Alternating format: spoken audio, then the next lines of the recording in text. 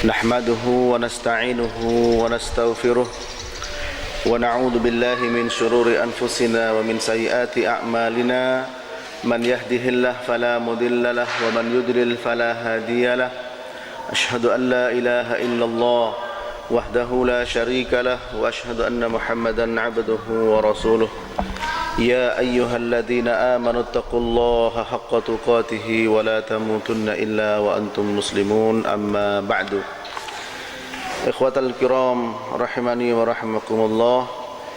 Kita akan melanjutkan kajian dari kitab Aqidah Ahli Sunnah, Mafhumuha wa Khasaisuha wa Khasaisu Ahliha, yaitu Aqidah Ahli Sunnah, pemahaman tentang akidah tersebut, keistimewaan akidah tersebut, serta keistimewaan dari Ahli Sunnah wal Jamaah. Kemarin kita sudah masuk kepada keistimewaan akidah Ahlus Sunnah. Yang pertama adalah salamatu masdarit talaqi, ya, selamatnya sumber pengambilan akidah, ya, yaitu sumber pengambilannya adalah Al-Quran, As-Sunnah, dan Al-Ijma', dan masing-masing sudah saya jelaskan. Yang kedua, annaha taqumu ala taslim lillahi ta'ala wa lirasulih, bahwa akidah Ahlussunnah tegak di atas kepasrahan kepada Allah Ta'ala dan juga kepada Rasulullah Sallallahu Alaihi Wasallam. Maknanya adalah akidah kita itu bukanlah berdasarkan dan berdiri di atas akal, tapi berdiri di atas at-taslim lillah, yaitu pasrah dan tunduk, meyakini, sehingga disebutkan oleh Al-Imam At-Tahawi, beliau mengatakan wala tasbutu qadamul Islam illa ala dhahrit taslim wal istislam. Tidak akan bisa pernah kokoh, ya, kaki Islam ini kecuali di atas satu sikap pasrah dan tunduk, pasrah dan tunduk. Dan sudah dicontohkan oleh banyak sahabat dalam hal ini, diantaranya Umar bin Khattab, ketika mencium Hajar Aswad, beliau mengatakan, aku tahu bahwa kamu itu batu. Seandainya aku tidak melihat Rasulullah SAW menciummu, maka aku tidak akan pernah menciummu. Lalu beliau menciumnya. Ini menunjukkan satu sikap, ya, yaitu al-istislam, ya, kepatuhan, ketundukan, kepasrahan. Kemudian yang ketiga adalah muwafaqatuha lil fitratil qawimah, ya, wal aqlis salim. Di antara keistimewaan yang ketiga adalah sesuai dengan fitrah dan akal yang selamat, ya. Fitrah al-qawimah itu fitrahnya manusia yang memang dibangun di atas tauhid, sebagaimana dalam sabda Nabi sallallahu alaihi wasallam, yaitu kullu mauludin yuladu 'alal fitrah fa abawahu yuhawwidanihi au yunassiranihi au yumajjisanihi, bahwa setiap anak yang lahir, bayi yang lahir itu dalam keadaan fitrah, maka kedua orang tuanya lah yang telah menjadikan orang tersebut, bayi tersebut, sebagai orang Yahudi, Nasrani, atau Majusi. Maka agama kita ini sesuai dengan fitrah. Fa aqidatu ahli sunnah wal jamaah mulaimatun lil fitratis salimah. Aqidah ahli sunnah wal jamaah sesuai dengan fitrah yang selamat. Fitrah yang selamat masih bersih. Fitrah yang selamat berdiri di atas tauhid, sebagaimana setiap bayi yang lahir dalam keadaan bertauhid. Namun tentu ketika dalam perjalanan dilingkungi oleh berbagai macam syubhat, oleh berbagai macam racun, maka menyimpanglah fitrah itu, ya, kemudian mengikuti yaitu syubhat-syubhat yang ada. Muwafaqatun lil aqlis sharih, demikian juga sesuai dengan akal yang sharih. Apa akal yang sharih? akal yang jelas, akal yang sehat. Fal aqlus sharih al khali minasyahwat wa syubhat. Akal yang jelas, akal yang sehat, akal yang selamat adalah akal yang bebas dari dua penyakit besar, yaitu syubhat dan syahwat. La yunaqidun nas as-sahih salim minal ilal wal qawadih. Tidak menentang nas yang sahih, ya, nas yang sahih dan nas yang selamat dari penyakit dan berbagai macam yaitu keburukan. Maksudnya fitrah kita ini adalah bertauhid. Ketika fitrah kita biarkan, ya, maka kita berada di dalam tauhid. Tanya kepada orang-orang desa yang mereka tidak bisa membaca, mereka tidak pernah mengenal ilmu, ditanya di mana Allah, apa jawaban mereka?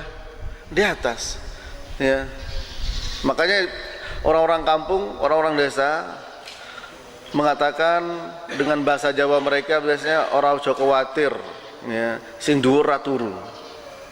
Jangan khawatir, yang di atas tidak tidur. Nah, ini menunjukkan apa? Bahwa fitrahnya manusia itu adalah bertauhid kepada Allah Subhanahu wa taala dan benar. Ya. Namun ketika adanya syubhat dan syahwat, kemudian mereka menolak nas. Dan kita ketahui siapakah pertama kali yang menolak nas dengan akal? Siapakah? Ya, iblis. Ya.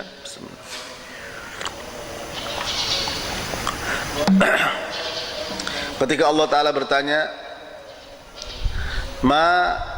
mana'aka an tasjud bima khalaqtu biyadai. Apa yang menghalangi engkau, ya, untuk sujud kepada sesuatu yang aku ciptakan dengan tanganku, yaitu kepada Nabi Adam? Apa dia mengatakan apa? Ya, ana khairu minhu khalaqtani min nar wa khalaqtahu min tin. Ya Allah, aku lebih baik dari dia. Engkau ciptakan Adam, engkau ciptakan aku dari api, sementara engkau ciptakan aku dari tanah. Nah, ini adalah akal, pakai logika, pakai kias. Oleh karena itu, mengapa ahlul dhahir, ya, mereka menolak kias? Karena Ibnu Hazm al-Dhahiri sebagai kibarnya atau ulama dari madhab al-Dhahiri, ya, beristidlal atau berargumen bahwa yang pertama kali menolak nas dengan akal tidak lain adalah iblis. Karena iblis mengatakan ketika diperintah Allah untuk sujud kepada Adam, engkau ciptakan aku dari api sementara engkau ciptakan Adam dari tanah. Menurutnya dia lebih baik daripada Adam. Menurutnya api lebih baik daripada tanah. Sementara kita ketahui tanah punya sifat sejuk, dingin, menumbuhkan.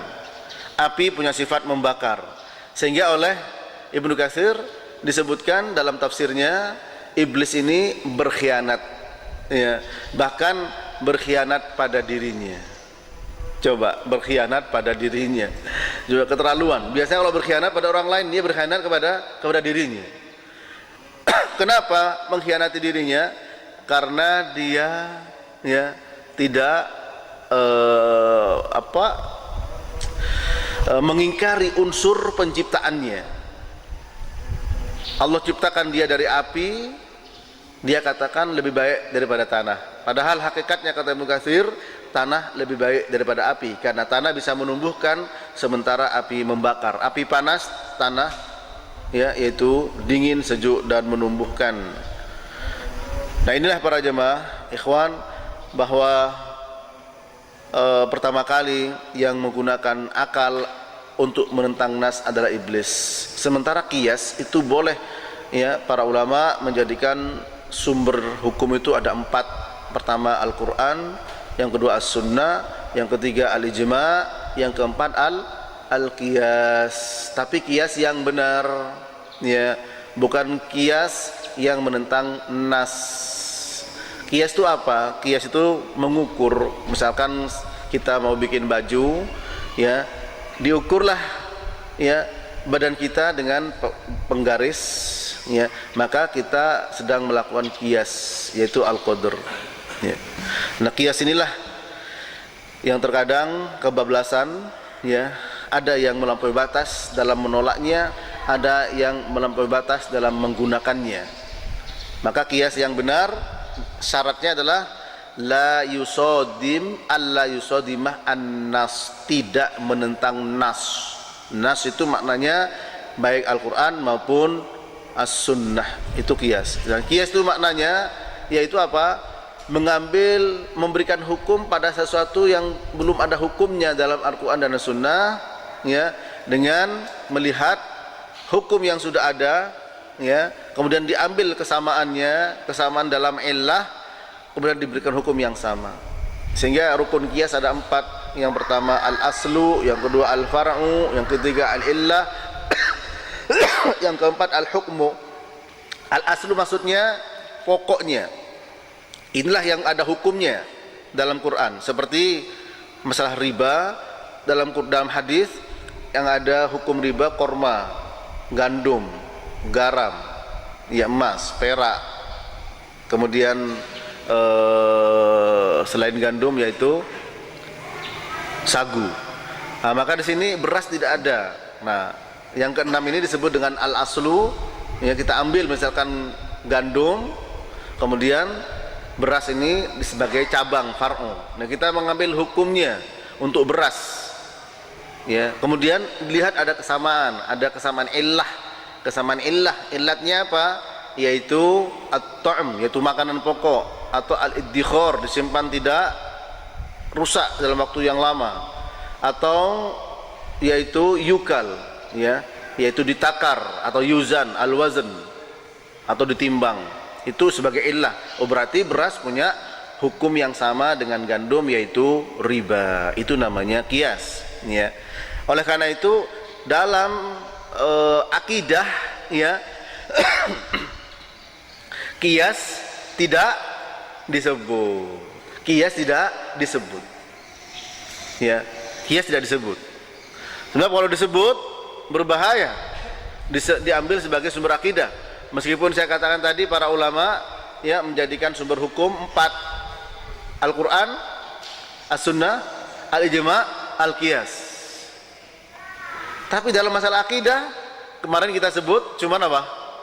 Al-Quran, As-Sunnah, Al-Ijma'. Sebab kalau qiyas diambil akidah, bisa nanti orang mengkiaskan, ya, Allah dengan makhluk. Akhirnya apa? Menyerupakan Allah dengan makhluk. Sementara akidah Ahlussunnah lepas diri dari tasbih, ya. Akidah Ahlussunnah adalah apa?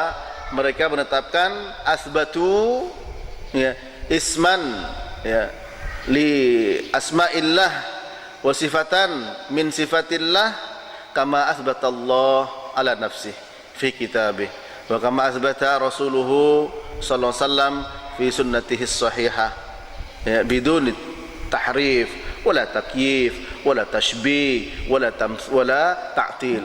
Bahwa Ahlussunnah menetapkan nama dari nama-nama Allah dan juga sifat dari sifat Allah sebagaimana yang Allah tetapkan dalam Al-Quran dan Allah tetapkan dalam As-Sunnah yang sahihah, tanpa adanya tahrif, tanpa adanya takyif, tanpa adanya tashbih, tanpa adanya ta'til. Nah, ini. Nah, misalkan tangan Allah, ya, Allah punya tangan, yadullah fawqa aydihim. Lah, kalau dikiaskan dengan makhluk, bahaya, diserupakan dengan makhluk. Nah, inilah alasan kenapa kalau kita sering mendengar sumber hukum yang diakui dan tidak ada muttafaq, ya, al-muttafaq alaiha. Muttafaq alaiha itu maksudnya disepakati, bukan ijma', muttafaq. Quran, Sunnah, ijma', qiyas. Tapi untuk akidah kemarin sudah kita pelajari pada pertama, yaitu Quran, Sunnah, dan ijma'. Ammal aqaidul ukhra fahiya awhamun wa takharrusat ta'mil fitra, ya, wa tuballidul uqul. Adapun akidah-akidah yang lain, maka akidah tersebut hanya auham, yaitu persangkaan-persangkaan, ya, hurufat-hurufat yang ada yang bisa membutakan fitrah kita dan juga bisa membuat akal kita itu beku. Ya, ya, coba kita lihat, ya, yang beredar di masyarakat yang sekarang ini, sejak berapa kurun waktu terakhir ini begitu booming, ya, ngetren. Sinetron-sinetron yang ada itu biasanya berbicara tentang apa? Berbicara tentang masalah-masalah jin, ya.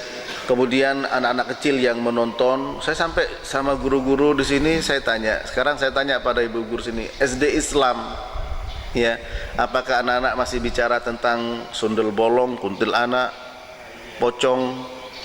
Apa jawaban guru? Betul Ustaz. Nah, ini kita sudah mengajarkan kepada mereka akidah, ya, tapi anak-anak masih bicara juga masalah itu. Karena apa? Karena lingkungan, memang di luar, karena lingkungan, ya. Maka kita tasfiyah terus, kita bersihkan dan kita tarbiyah, kita didik mereka.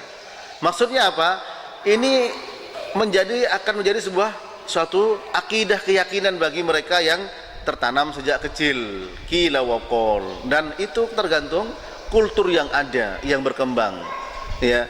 Nah, oleh karena itu disebutkan oleh beliau, akidah yang lain itu dibangun di atas auham, di atas persangkaan, di atas dugaan.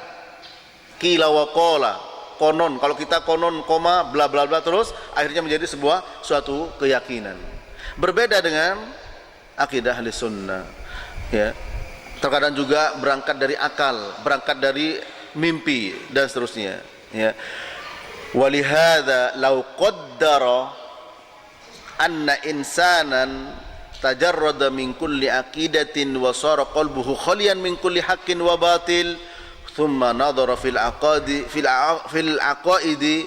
sahihiha wa batiliha bi'adlin wa insafin wa fahmin sahih lastabana lahul haq, ya. Apa kata beliau? Seandainya mampu seseorang membebaskan dirinya dari berbagai macam keyakinan dan membiarkan hatinya bebas dari hak dan batil, ya, artinya itu kosongkan.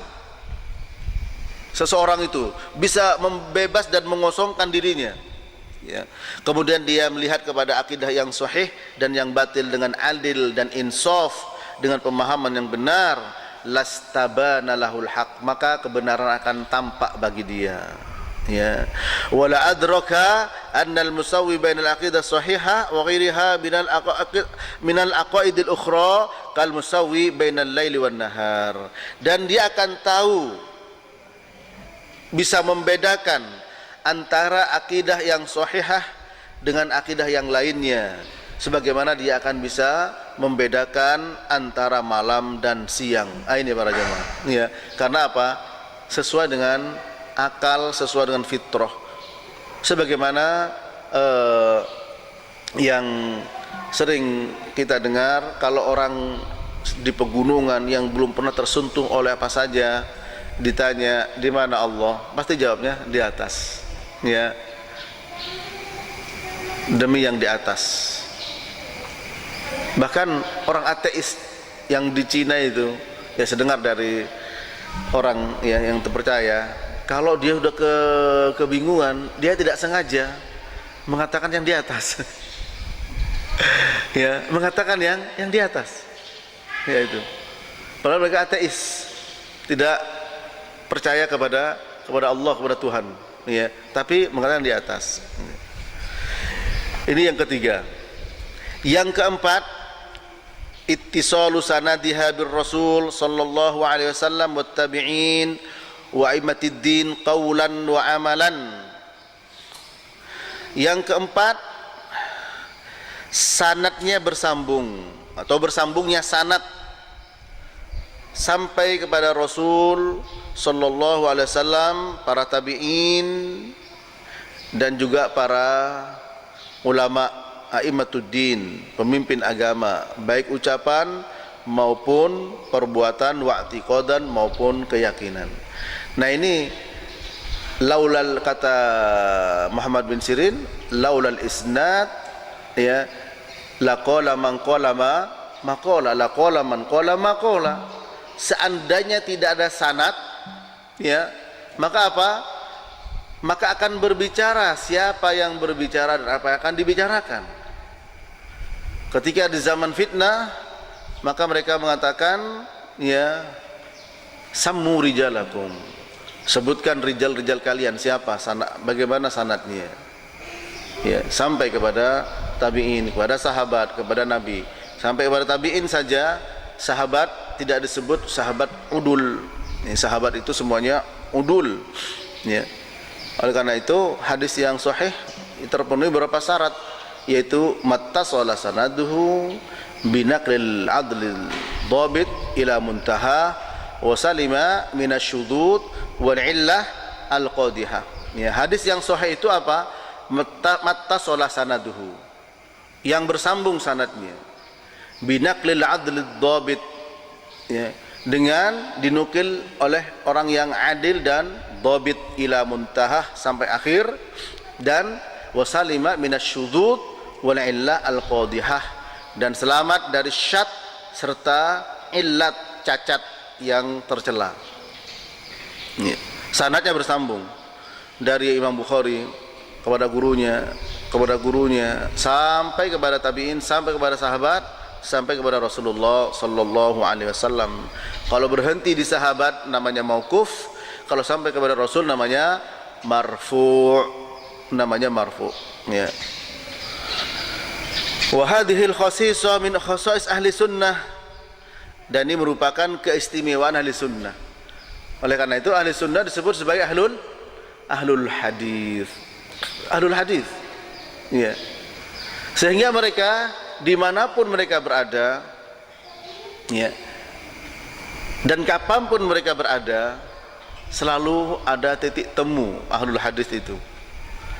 Akidah mereka tidak ada yang berbeda, karena akidah diambil dengan sanad ya. Berbeda dengan orang sufi, sebagaimana pernyataan Yazid al-Bustami. Dia mengatakan apa? An qalbi an rabbi, dari hatiku, dari Tuhanku, dari Rabbku ya. Mungkin dia tidur mimpi ketemu neraka, mimpi ketemu apa, langsung an qalbi an rabbi. Sehingga antum jangan heran, biasanya kelompok-kelompok sufi disebut sebagai apa? Torikot, tarekat ya. Sebenarnya dari kata at-tariqah, yaitu jalan. Maksudnya jalan dia menuju Allah Subhanahu wa taala ya. Dan berbagai macam tariqat, jalan, ada tariqah an-Naqsabandiyah, ada tariqah at-Tijaniyah, berbagai macam tariqah yang ada. Dan terkadang satu dengan yang lainnya saling menyesatkan ya, satu dengan yang lain saling menyesatkan. Kalau ahlu sunnah tidak ya. Bahkan dalam hal perbedaan fikih ya, kita tahu siapa itu Imam Malik, gurunya Imam Syafi'i, siapa Imam Syafi'i, gurunya Imam Ahmad. Bahkan Imam Syafi'i minta kepada Imam Ahmad, karena dia lebih tahu tentang hadis, untuk mengajarkan, menyampaikan kepada Imam Syafi'i. Artinya perbedaan fikih ya. Tapi kalau at-tariqat antum lihat ya, masing-masing itu punya amalan dzikir yang tidak sama, berbeda-beda. Sebab kalau sama nggak mungkin mereka itu kemudian membentuk ya kelompok-kelompok baru. Ada thariqah sholawat wahidiyah ya. Saya pernah mendapatkan pengakuan dari pengikutnya, karena ada kerabat juga pernah ikut itu. Kalau dia mau tidur mengatakan, saya tawakal kepada engkau Mbah Fulan yang telah membuat thariqah ini ya, di Pekayon ini saya di Narogong pernah saya lihat Sholawat Wahidiyah. Itu pusatnya di Kediri di Jawa Timur. Mengatakan apa? Ya, saya bertawakal kepada Engkau ketika tidur itu. Dan setelah mengatakan begitu, hatinya menjadi tenang. Ya, inilah yang lainnya ya tidak diambil dengan sanad, sementara ahlu sunnah mengambil dengan sanad. Ya. Qad i'tarafa biha katsirun min khusumiha kasyi'ah wa ghairihim. Sementara orang-orang yang memusuhi ahlu sunnah seperti Syiah dan yang lainnya itu mengakui keunggulan dari apa? Dari ahlu sunnah. Apa keunggulannya? Ilmu yang dibawa itu semuanya bersanad. Semuanya bersanad, ya. Semuanya bersanad. Nah, dengan sanad ini akan diketahui mana yang sahih, mana yang dhaif, ya. Sehingga para ulama seperti Al-Ismaili, beliau pernah mendengar hadis yang marfu kepada Nabi tentang keutamaan membaca beberapa surat dari Al-Quran. Dikejarlah oleh beliau, ternyata dari orang yang sikoh. Dikejar lagi dari orang yang sikoh. Dikejar lagi, akhirnya ditunjuk ke tempat rumahnya seorang sufi. Ditanyalah kepada dia, dari mana hadis ini? Jawabnya dengan ringan. Ia mengatakan bahwa saya melihat banyak manusia yang sudah meninggalkan Al-Quran. Oleh karena itu saya buat hadis supaya orang cinta baca Quran. Coba kalian, ya, membuat hadis supaya orang cinta pada Quran. Man kadzaba alayya muta'ammidan falyatabawwa maq'adahu minan nar. Bukan perkara yang ringan. Barang siapa berdusta atas namaku, silakan ambil bagian dari api neraka. Oleh karena itu kejujuran Ahlussunnah para jamaah, kita lihat siapapun dia, ya, ketika sudah mengetahui bahwa hadis itu lemah, disampaikan ada lemah. Nah, ketika terangkat menjadi hasan li ghairihi misalkan, ya, atau bahkan terangkat lagi, ya, menjadi hasan li dzatihi. Kalau hasan dzatihi sudah enggak ini, menjadi hasan li ghairihi, disampaikan oleh mereka. Atau tidak terangkat tapi ada syawahidnya, disampaikan dengan jelas baru hadis ini sebagai hujjah. Begitulah mereka kejujurannya, ya, tidak membela madhab, ya, kemudian mensahihkan hadis yang maudhu misalkan, tidak seperti itu, karena mereka takut kepada Allah atas kedustaan tersebut. Fala yujadu bihamdillah aslun min usuli ahli sunnati wal jamaah laisa lahu aslun aw mustanadun minal kitabi wa sunnah aw anis salafis soleh. Dan tidak pernah ada, alhamdulillah, ya, suatu perkara penting, perkara pokok, perkara usul, ya, dari perkara usul-usul ahli sunnah wal jamaah yang tidak memiliki sandaran, tidak memiliki sanad dari Al-Quran maupun As-Sunnah atau dari salafus soleh. Bikhilafil aqaidil ukhral mubtadi'ah fala sanada laha minal kitab awi sunnah aw anis salafis salih. Berbeda dengan akidah yang lain yang bid'ah, ya, seperti yang dirintis oleh Jahmiyah, Jahm bin Safwan, ya, kemudian juga yang dirintis oleh Bishr al-Marisi, yang dirintis oleh berbagai macam kelompok-kelompok Mu'tazilah, Asy'ariyah, tidak bersandar kepada, tidak ada sanad baik dari Quran maupun Sunnah maupun salafus soleh. Itulah, ya, keunggulan, keistimewaan akidah Sunnah, yaitu dengan sanadnya. Oleh karena itu Ibnu Umar mengatakan, dinakum dinakum fa innama huwa lahmukum wa damu fa innama huwa dinaka dinaka fa innama huwa lahmuka wa damuk fandur amman ta'khudh khudh anil ladzina istaqamu wala ta'khudh anil ladzina malu. Agamamu, hati-hati, ya, dinaka disuruh hati-hati, karena agamamu adalah merupakan darah dan dagingmu. Perhatikan dari siapa engkau mengambil, ambillah dari orang yang istiqomah, jangan mengambil dari orang yang menyimpang. Lah ini para jemaah yang rahmati Allah, istiqomah dalam akidah, ya, istiqomah dalam manhaj, tidak menyimpang dalam masalah akidah, tidak menyimpang dalam manhaj. Ini menunjukkan bahwa memang beragama itu kita disuruh melihat, karena laulal isnad laqala mangkola makola, seandainya tidak ada sanad, ya kata Muhammad bin Sirin, maka orang akan berkata apa yang mau dikatakan, terserah dia. Makanya dulu ketika musim terong, supaya terongnya laku, bikin hadis, barang siapa makan terong kuat dalam berjima. Siapa yang nggak mau beli? Iya. Siapa yang beli rumah di sini akan mendapatkan keberkahan. Wah, laku besar, laku keras. Ya, bikin hadis palsu. Ya, dan hadis palsu mengakui, ada seorang yang mengakui bikin hadis palsu sampai 5.000 lebih. Ya, hadis palsu yang dia bikin, subhanallah. Tapi semuanya akan terkuak, ya, hadis yang palsu itu, karena agama ini dibawa oleh orang yang adil, ya. Kemudian sudah, belum ya? Ya. Nanti kalau sudah tolong kasih tahu. Ya. Kemudian yang kelima adalah al-wuduh was-suhulah wal bayan. Yang kelima, jelas, mudah dan terang. Jelas, mudah dan terang. Ya. Itu keistimewaan akidah kita. Ya, seperti Allah di atas langit, selesai sudah. Ya, ada surga dan neraka, selesai sudah. Ada hari kebangkitan, ada sirat, ada mizan, ada timbangan. Oleh karena itu, ketika ada nas, sudah pasrah, selesai.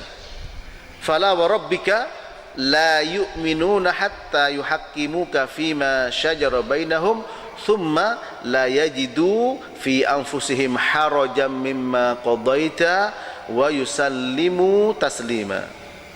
Demi Rabbmu Muhammad, mereka tidak beriman sampai mereka menjadikan dirimu sebagai hakim dalam memutuskan perkara di antara mereka, perkara akidah, perkara ibadah, perkara muamalah, perkara akhlak, semuanya para jemaah. Summa la yajidu fi anfusihim haraja. Kemudian mereka tidak mendapatkan dalam diri mereka haraj, yaitu rasa berat. Haraja, berat hati. Wa yusallimu taslima, dan mereka pasrah dengan sepasrah-pasrahnya. Lain ikhwan, ya. Fahiya aqidatun sahlatun wadihatun wuduhus syamsi fi rabi'atin nahar. Akidah Ahlussunnah, akidah yang mudah, akidah yang jelas sebagaimana jelasnya matahari di siang hari. Fala labsa fiha wala ghumudha wala ta'qida wala iltiwa, yang tidak ada kerancuan di dalamnya, ya, yang tidak ada kegelapan, tidak ada suatu yang sangat mengikat, ya, dalam pengertian yang rumit. Fa alfaduha wadihah, lafadznya jelas, wa ma'aniha bayyinah, maknanya terang, yafhamuhal alim wal ami, yang bisa dipahami oleh orang yang berilmu maupun oleh orang awam. Was-saghiri wal kabir, juga dipahami oleh orang anak kecil maupun orang dewasa. Falaqad jaa biha Rasulullah sallallahu alaihi wasallam bayda'a naqiyah lailuha kanahariha la yazu anha illa halik. Sungguh Nabi telah membawanya, Rasulullah sallallahu alaihi wasallam telah membawanya dalam keadaan terang benderang, karena terangnya malam seperti siangnya, tidak akan binasa, tidak akan berpaling darinya kecuali dia akan binasa. Sebagaimana Nabi bersabda, taraktukum alal mahajjatil bayda, ya, lailuha kanahariha la yazigu anha illa halik, ya, la yazigu anha illa halik, ya. Tim kru nih bingung. Nabi bersabda, taraktukum alal bahajjatil bayda, aku tinggalkan kalian dalam keadaan terang benderang, semuanya jelas, ya. Taraktukum alal bahajjatil bayda, malamnya bagaikan siangnya, dan tidak akan pernah menyimpang kecuali dia akan binasa, para jemaah. Seperti apa? Wa binal amthila ala wuduhiha ma jaa fi hadis Jibril al-masyhur. Contohnya seperti hadis Jibril al-masyhur, di mana menjelaskan tentang Islam itu apa, tentang iman itu apa, tentang ihsan itu apa. Falaqad intadama hadzal hadis usul al-Islam bimuntahal yusri was-suhula wal wuduhi wal bayan. Maka hadis ini telah menghimpun yaitu rukun-rukun Islam ya sampai berakhir dengan kemudahan dan kejelasan.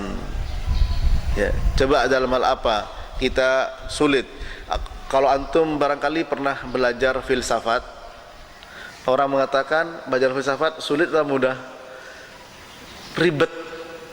Ya, ribet. Makanya ada orang